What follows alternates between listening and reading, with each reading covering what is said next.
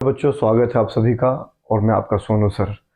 तो बच्चों, इलेक्ट्रोस्टैटिक की सीरीज़ में मैंने आपको इससे पहले जो वीडियो मैंने अपलोड किया था आपके लिए, इलेक्ट्रोस्टैटिक के बारे में, इलेक्ट्रिक चार्ज के बारे में, रबिंग का कॉन्सेप्ट, इलेक्ट्रिक चार्ज का पॉजिटिव नेगेटिव नाम कैसे रखा गया, वो सब कुछ हमने डिस्कशन कर लिया है। सो नेक्स्ट आगे बात करेंगे। आज हम लोग बढ़ेंगे आगे कि इलेक्ट्रिक चार्ज की प्रॉपर्टीज़ क्या क्या होती हैं। ठीक है, इंसुलेटर कंडक्टर किसे कहते हैं, अर्थिंग से क्या मतलब है। ठीक है, वो सारी बातें यार डिस्कशन करेंगे। ठीक है, सो वीडियो को एंड तक देखना यार। और जो बच्चे नए हो यार, स्टूडेंट जो मुझे आज देख रहे हो, या प्लीज़ चैनल को सब्सक्राइब कर लेना, शेयर करना फ्रेंड के साथ, और चैनल से जुड़ जाओ आप लोग, क्योंकि आपके लिए जो भी रिलेवेंट कंटेंट होगा, जो भी मतलब एग्जामिनेशन पॉइंट ऑफ व्यू से जो भी ज़रूरत की चीज़ें होंगी, इंपॉर्टेंट चीज़, वो मैं अपलोड करूँगा आपके लिए। ठीक है, वीडियो अच्छे से देखो और अच्छे से मार्क्स स्कोर करो स्कूल के अंदर। सो बेसिकली आज हम बात करेंगे आगे। ठीक है, तो सबसे पहले जो आज मैं डिस्कशन करूँगा वो इंसुलेटर और कंडक्टर के बारे में बताऊंगा आपको। सो बेसिकली इंसुलेटर हर वो चीज़ जिसके अंदर हीट और इलेक्ट्रिसिटी का फ्लो नहीं हो सकता। हीट और इलेक्ट्रिसिटी नहीं हो सकता flow. Heat and electricity cannot flow, cannot flow, है ना। या मैं यूं कहूं कि जिसके अंदर free charges, no free charges, free charges नहीं होते हैं। फ्री चार्जेस, या इसको आप इलेक्ट्रॉन भी बोल सकते हो। हर वो चीज़ जिसके अंदर फ्री चार्जेस या इलेक्ट्रॉन नहीं होता है, जिसके अंदर से इलेक्ट्रिक करंट का फ्लो नहीं हो सकता, सारे के सारे इंसुलेटर कहलाते हैं। जैसे कि एग्जाम्पल के तौर पे आपके पास एग्जाम्पल है प्लास्टिक, रबड़, वुड, ये सब क्या है, दिस ऑल आर इंसुलेटर। ठीक है। अच्छा, जब कंडक्टर की बात आती है तो कंडक्टर हर वो चीज जिसमें heat and electricity, heat and electricity can flow, can flow या कैन ट्रेवल, कैन फ्लो, जिसमें हीट और इलेक्ट्रिसिटी फ्लो कर सकता है। नाउ द क्वेश्चन अराइजेस, यहाँ पे हीट इलेक्ट्रिसिटी का फ्लो क्यों नहीं होता? क्योंकि उनके अंदर फ्री चार्जेस इलेक्ट्रॉन्स नहीं होते। ठीक है, और इनके अंदर फ्री चार्जेस इलेक्ट्रॉन्स होते हैं। सो एग्जाम्पल क्या है, आपके पास बहुत सारे एग्जाम्पल है। मेटल्स, जनरली मेटल्स जो होते हैं वो यही शो करते हैं। मेटल्स में आप लिख सकते हो आयरन रोड है, आयरन है, एल्यूमिनियम है, देन उसके बाद कॉपर है। ये सब क्या है, ये सब क्या है मालूम, क्या है, ये सब कंडक्टर हैं। बिकॉज इनके अंदर कॉपर, इनके अंदर क्या हो सकता है, हीट इलेक्ट्रिसिटी का फ्लो हो सकता है। मेरी बात समझ आ रही है? सो दीज आर, बिकॉज ऐसा हुआ क्यों, क्योंकि इनके अंदर फ्री चार्जेस, फ्री चार्जेस या इलेक्ट्रॉन्स प्रेजेंट होता है, मौजूद होता है। ठीक है, सो इलेक्ट्रॉन्स और फ्री चार्जेस ही रिस्पॉन्सिबल है किसी चीज के कंडक्टिविटी के लिए। अच्छा जी, कंडक्टर की जब बात आती है तो ह्यूमन बॉडी भी एक अच्छा कंडक्टर बोला जाता है। हमारा जो शरीर है ना, इसीलिए हमें इलेक्ट्रिक शॉक लगता है।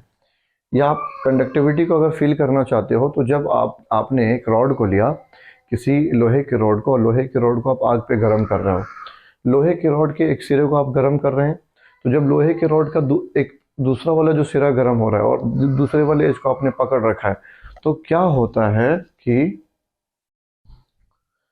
सॉरी गाइज टेक्निकल इशू आ गया था। अब हुआ क्या कि ह्यूमन बॉडी भी क्या है, एक अच्छा कंडक्टर होता है ना। तो क्वेश्चन कैसे आपने ये बात कहा। जब आप लोहे के रॉड को गर्म करते हो, उसका वो वाला सिरा गर्म हो रहा है, तो कुछ देर के बाद ये वाला सिरा भी गर्म हो जाता है। इतना गर्म हो जाएगा कि आप लोहे को होल्ड नहीं कर सकते। अब ये जो आपने फील किया, इसका मतलब बॉडी के अंदर से आपके हीट क्या हो रहा है, ट्रेवल हो रहा है। आपने उस इलेक्ट्रॉन का जो चार्ज, जो लोहा का जो वाला क्रॉस सेक्शन गर्म हुआ, और गर्म होने के बाद ये भी गर्म हो गया। क्यों? क्योंकि लोहा क्या है, एक कंडक्टर है, तो कंडक्टर से क्या हुआ, हीट ट्रेवल करता हुआ यहाँ तक आया। फिर जब हीट ट्रेवल करता हुआ आया यहाँ तक, तो आपके हाथ ने भी उसको फील किया, और हाथ ने जब फील किया, बॉडी ने जब फील किया, तो आपने उसको फेंक दिया, बिकॉज वो गर्म हो रहा था बहुत ही ज्यादा। पता क्या चला कि हीट जो है, हीट और इलेक्ट्रिक करंट जो है हमारे बॉडी से भी ट्रांसफर हो सकता है, कंडक्टिंग हो सकता है। अच्छा जी, करंट का लगना भी सबने सुना होगा, इलेक्ट्रिक शॉक लग गया, बिजली लग गई। इसका मतलब क्या हो गया, ह्यूमन बॉडी क्या है, कंडक्टर है, तभी तो बिजली लगती है। These are the basic terms. ये दिमाग में रखिएगा कि फ्री चार्जेस इलेक्ट्रॉन का बहुत ही बड़ा रोल है। क्लियर है क्या? चलिए, अब एक चीज समझिएगा यहाँ पर मैं यहीं पे समझा देता हूँ आप लोगों को अर्थिंग के बारे में, अर्थिंग या ग्राउंडिंग। ठीक है, अर्थिंग एक ऐसा कॉन्सेप्ट होता है डोमेस्टिक सर्किट के अंदर, घर के सर्किट के अंदर, अर्थिंग क्या होता है वो समझिएगा बेटा। अर्थिंग क्या होता है कि घर के डोमेस्टिक सर्किट में, जैसे ये घर है, ठीक है, इसमें बहुत सारे सर्किट है, बिजली दौड़ रही है, यहाँ से एक ऐसा स्पेशल ग्रीन कलर के तार को, ग्रीन कलर का वायर होता है जिसको यहाँ कनेक्शन करके अर्थ के अंदर डिग कर देते हैं, अर्थ के अंदर इसको गाड़ देते हैं। जब भी कहीं पर इलेक्ट्रिक करंट लीकेज होता है, एक्स्ट्रा करंट, है ना, जैसे फॉर एग्जांपल आपके बॉडी के अंदर करंट आया, सो बॉडी से करंट जो है वो मोमेंट्री इलेक्ट्रिक करंट, उसको मोमेंट्री बोलते हैं, वो इलेक्ट्रिक करंट कहाँ पहुंच जाती है, धरती में, सो हमें इलेक्ट्रिक शॉक लगने से हम बच जाते हैं।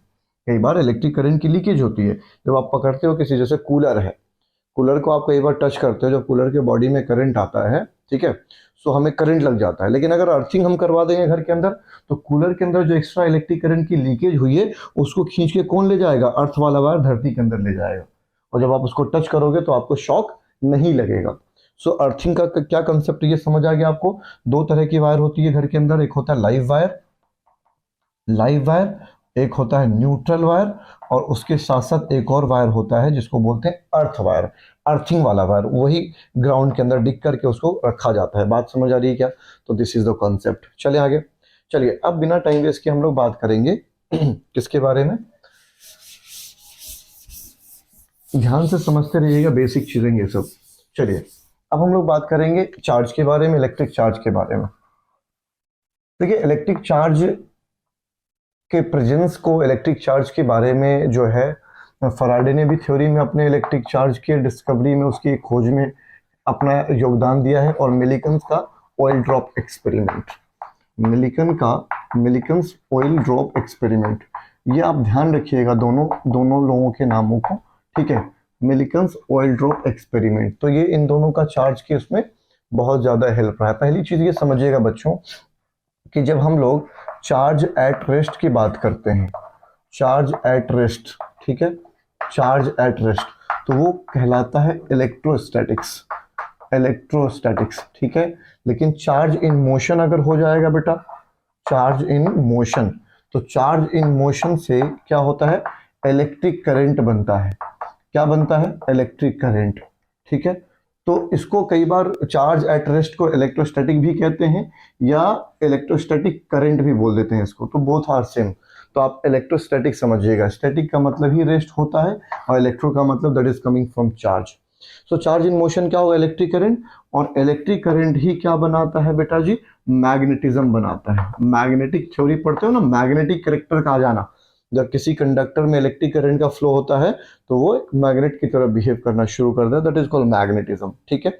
चलिए अच्छा जी, अब कई बार जब किसी कंडीशन में, किसी सिचुएशन में कहीं इलेक्ट्रॉन का जब फ्लो होता है बेटा, तो इलेक्ट्रॉन का फ्लो कई बार जो है ना दोनों तरह के फील्ड को क्रिएट निकालता है, दोनों तरह के फील्ड को एग्जिबिट करेगा। इलेक्ट्रिक फील्ड भी जनरेट करता है और वो मैग्नेटिक फील्ड भी जनरेट करता है, ठीक है। अच्छा, तो ऐसा थ्योरी, ऐसा फील्ड जहां पर ये दोनों तरह के फील्ड बनती है उसको इलेक्ट्रोमैग्नेटिज्म कहते हैं। क्या कहते हैं, इलेक्ट्रोमैग्नेटिज्म। आपका चैप्टर आगे आने वाला है बहुत, ठीक है, magnetic effect of electric current, magnetism and matter, उसमें हम लोग सब इसको बात करेंगे, ठीक है। सो ये बातें होपफुली आपको क्लियर हो गई होगी। सो इलेक्ट्रोमैग्नेटिज्म क्या है, the combination of electric field and magnetic field, ऐसा थ्योरी जहां पर हम लोग इलेक्ट्रिक फील्ड और साइमल्टेनियसली मैग्नेटिक फील्ड के बारे में भी बात करते हैं, दैट इज कॉल्ड इलेक्ट्रोमैग्नेटिज्म, ठीक है। चले नोट डाउन करते चलिएगा, आप लोग समझते चलिएगा। चले अब आते हैं चार्ज की प्रॉपर्टी क्या होती है। चार्ज की प्रॉपर्टी के बारे में ध्यान से समझना आप लोग, चार्ज की प्रॉपर्टीज क्या क्या है देखिएगा। प्रॉपर्टी ऑफ चार्ज,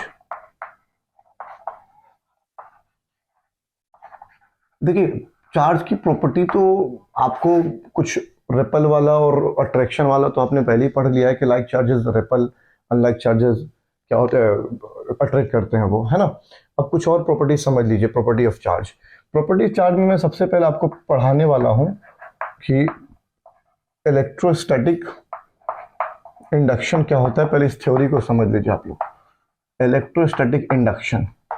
देखिए इलेक्ट्रोस्टैटिक इंडक्शन क्या है, ये पहले ये समझना, इंडक्शन वर्ड का मतलब क्या होता है। इंडक्शन टर्म का मतलब होता है बच्चों कि किसी चार्ज्ड बॉडी का जब दूसरे चार्ज बॉडी से इंटरेक्शन होता है तो उन दोनों के ऊपर एक फिनोमेना डेवलप होती है, चार्ज का ट्रांसफॉर्मेशन होता है, चार्ज ट्रांसफर होते हैं। इस तरह से चार्ज ट्रांसफर होंगे कि दोनों की पोलैरिटी क्या होनी चाहिए, डिफरेंस होती है। अगर ये पॉजिटिव चार्ज है और यहाँ पे मान लो कोई चार्ज, मेरे को नहीं पता इसका क्या नेचर था, लेकिन पॉजिटिव को जब मैं इसके पास ले गया चार्ज बॉडी के पास, तो इन दोनों के सरफेस पे इस तरह से चार्ज डेवलप होगा सामने फ्रंट पे कि दोनों का साइन क्या हो, अपोजिट हो, ताकि सिस्टम वहां पर इक्विलिब्रियम में रह सके। सो अगर ये पॉजिटिव होगा तो पड़ोस में कैसा इंड्यूस होगा, नेगेटिव होगा। बात मेरी समझ आ रही है? सो ध्यान रखिएगा। अब इसको समझने के लिए क्या होगा वो देखिएगा। शेल लिए गए, स्फेरिकल कंडक्टर लिया गया ऐसे, ठीक है, दो स्फेरिकल कंडक्टर यहाँ पर, ठीक है, ऐसा लिया गया। अब ये दोनों दूर दूर है, ठीक है, अभी ये दोनों दूर दूर है, ठीक है जी। अच्छा, अब क्या किया गया कि इन दोनों को यहाँ पर, इन दोनों को एक दूसरे के टच में रख दिया गया, एक दूसरे के कांटेक्ट में रख दिया गया। ये इस तरह से ये दोनों एक दूसरे के कांटेक्ट में है, ठीक है, एक दूसरे कांटेक्ट में। यहाँ पर एक ग्लास रॉड जो कि पॉजिटिवली चार्ज ग्लास रॉड है, उसको इसके सामने लाया गया, ठीक है। जैसे ही इसके सामने पॉजिटिवली ग्लास रॉड आया तो यहाँ पर क्या देखा गया कि यहाँ पर एक जो है, यहाँ पर नेगेटिव चार्ज डेवलप हो रहा है और इसके पोलैरिटी, जिस जिस तरह का पोलैरिटी इधर आ रहा है उसके अपोजिट में यहाँ पे पॉजिटिवली चार्ज आ रहा है। ऐसा देखिए आप, यहाँ पॉजिटिवली था तो पोलैरिटी नेगेटिव की, इधर पॉजिटिव की। अगले सिचुएशन में इन दोनों के कनेक्शन को थोड़ा सा अपार्ट किया गया। यहाँ पे मैं एरो बना रहा हूँ, ये वाला एरो यहाँ पर। अब क्या किया गया कि दोनों स्फीयर्स को जब थोड़ा अपार्ट किया गया, ऐसे ये स्फीयर दोनों थोड़े से दूर दूर हुए, लेकिन अभी भी ग्लास रॉड यहाँ पर इसके जस्ट क्रॉस है, ठीक है। सो अभी भी इनकी पोलैरिटी कैसी थी, इस पे पॉजिटिव, तो इस पे इस तरफ क्या था, नेगेटिवली पॉजिटिव चार्ज, इधर नेगेटिव इधर पॉजिटिव। नेक्स्ट स्टेप में क्या किया गया, ग्लास रॉड को यहाँ से हटाया गया और इनको सेपरेट रखा गया अलग अलग।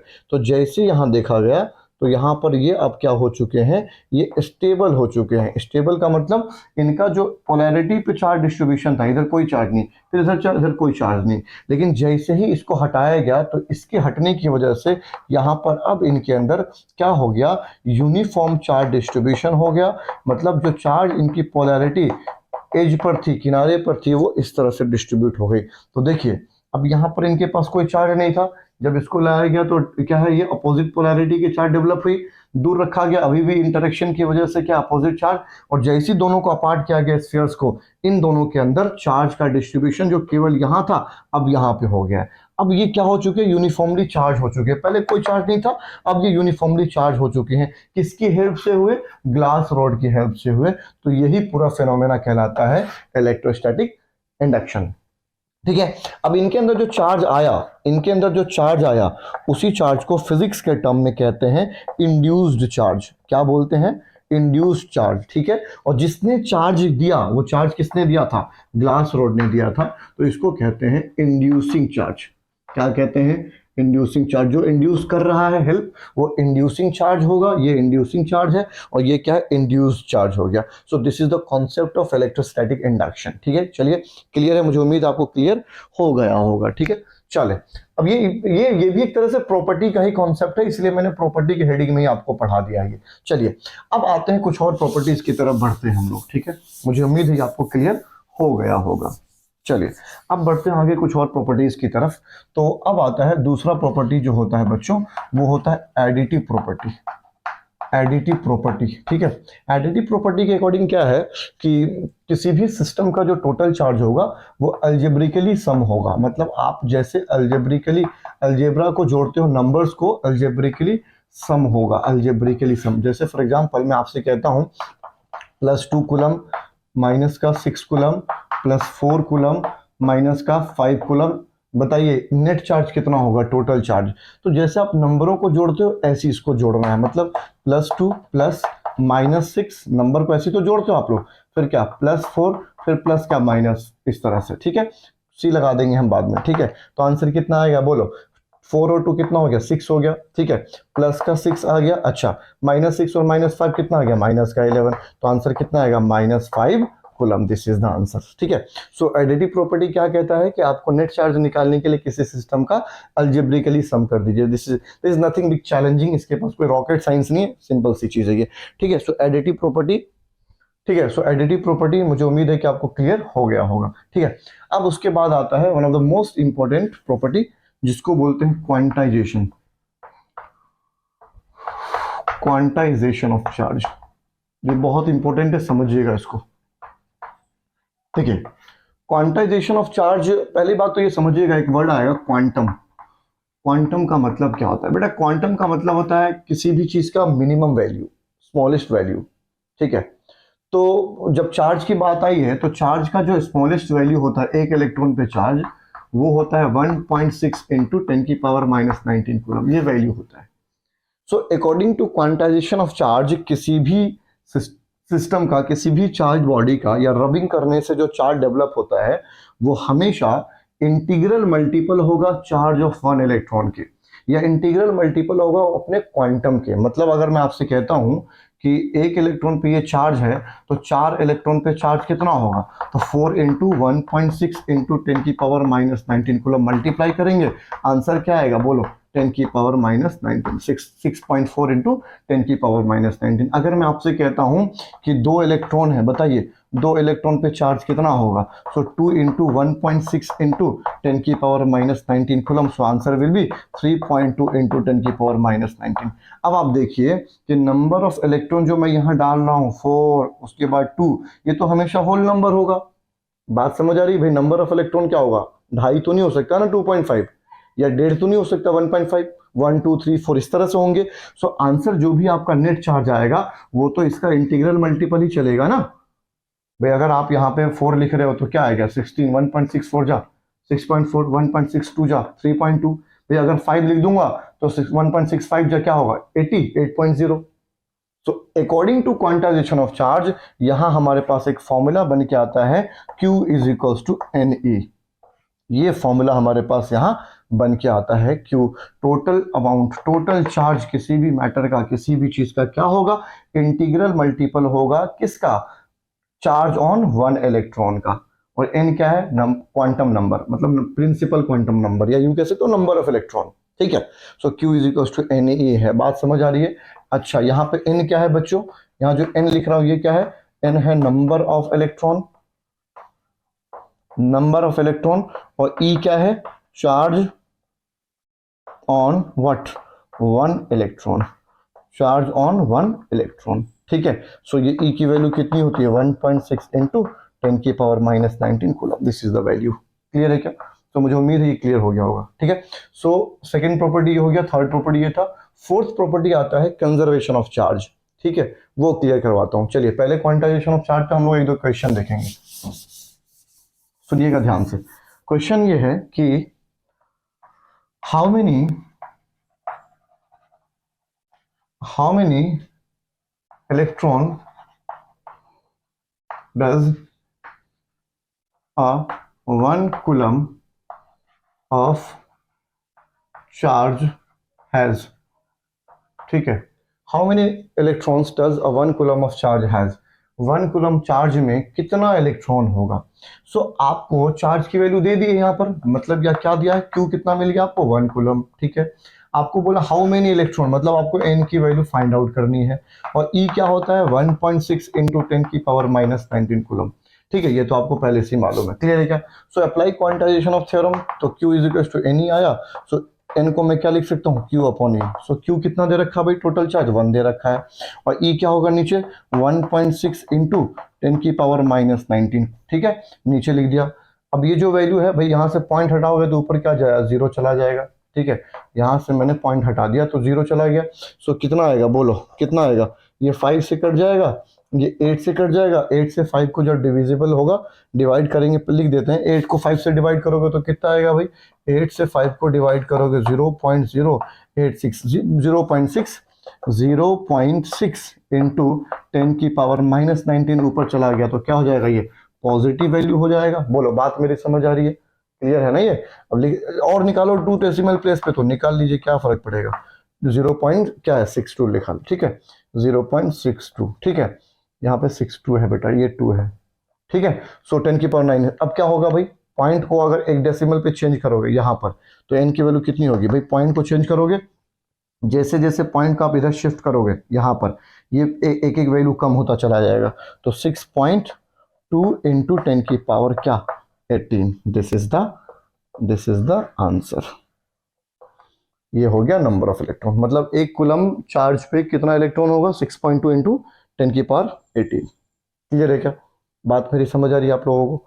तो मुझे उम्मीद है कि आपको क्लियर हो गया होगा। ठीक है, सो इस तरह के क्वेश्चंस बहुत सारे मिलेंगे, नंबर ऑफ क्वेश्चन हम लोग करेंगे, लेकिन इससे पहले थर्ड प्रॉपर्टी की बात कर लेते हैं। पहले नोट डाउन कर लीजिए इसको जल्दी से।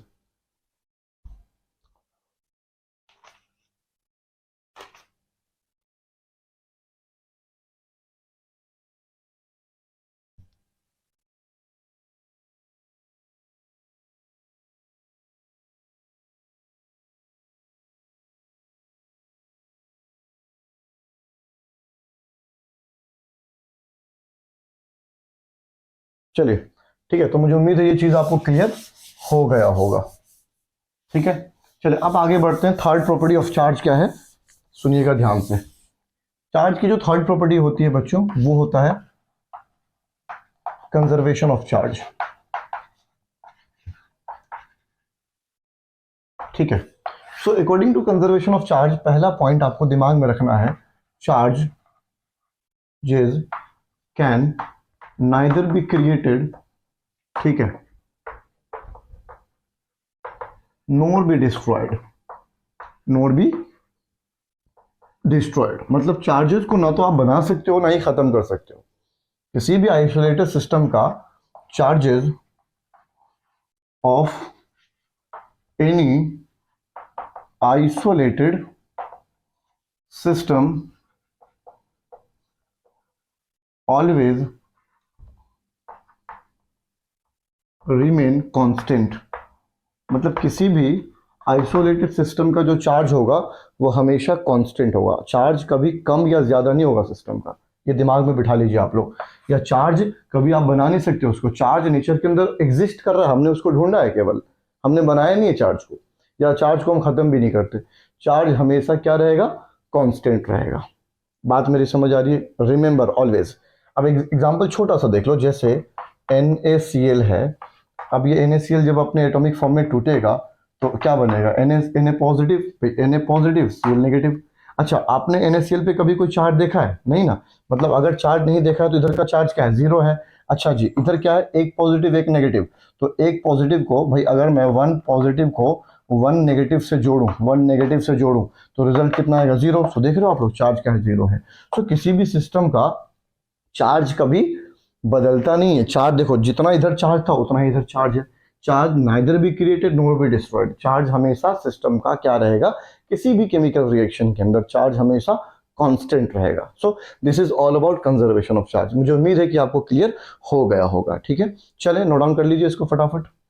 चलिए आगे बढ़ेंगे हम लोग अब कूलम्ब्स लॉ की तरफ। नेक्स्ट वीडियो में आपको कूलम्ब्स लॉ में आपको बताऊंगा। ठीक है, जय Hind, thank you so much.